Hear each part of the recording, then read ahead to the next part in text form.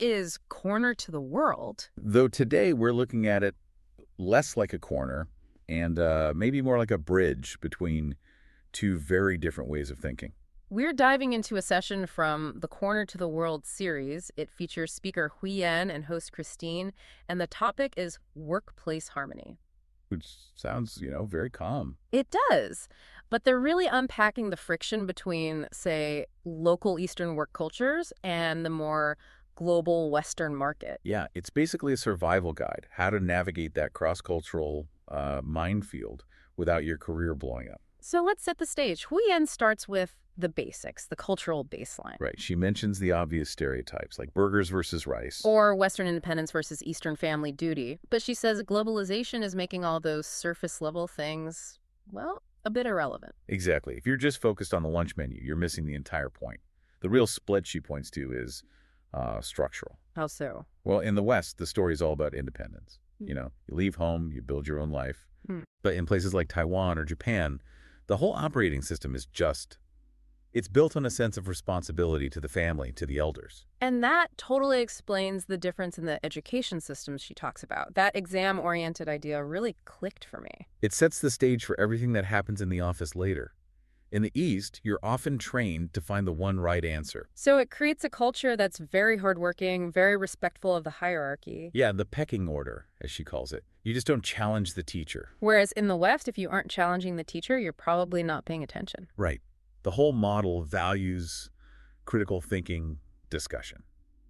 It's less about being right and more about being able to, argue your point. And that just crashes head-on with communication styles. Totally. You have the Eastern indirect approach, where you kind of talk in circles to avoid offending anyone. Versus the Western direct style, where you're almost expected to just say what you mean. Which brings us to what I thought was the strongest insight from the whole session. Oh, how this changes the way you get hired. The job-oriented versus talent-oriented thing. Yes, that is such a crucial distinction. She describes the local Eastern market as job-oriented. So, they have a very specific box. A very rigid box. Yeah. The employer has a checklist, and they are looking for a person who fits into that box perfectly. No exceptions. So if you're a round peg, don't even think about applying for the square hole. Don't even try. But the Western, or global, approach she describes is talent-oriented. Meaning they find a person they like and then figure out the job. They might literally reshape the role. Well, they'll mold the box to fit that person's unique strengths. That changes your entire strategy for writing a resume. Oh, completely. Yeah. In the West, you've got to be aggressive. You have to sell your unique superpower. But in the East? Your skills are just the price of admission. The real question they're asking is, can you fit into our harmony? Can you be a team player? Okay, speaking of harmony, let's talk about when it breaks. Conflict. Huyen's advice for managers. I have to say, it sounded a little risky. You mean the sitting on the fence idea? Yes. She says if your team is fighting, a leader's first move should be to do nothing. That just feels like bad management to me. It sounds like it, but it's actually very calculated.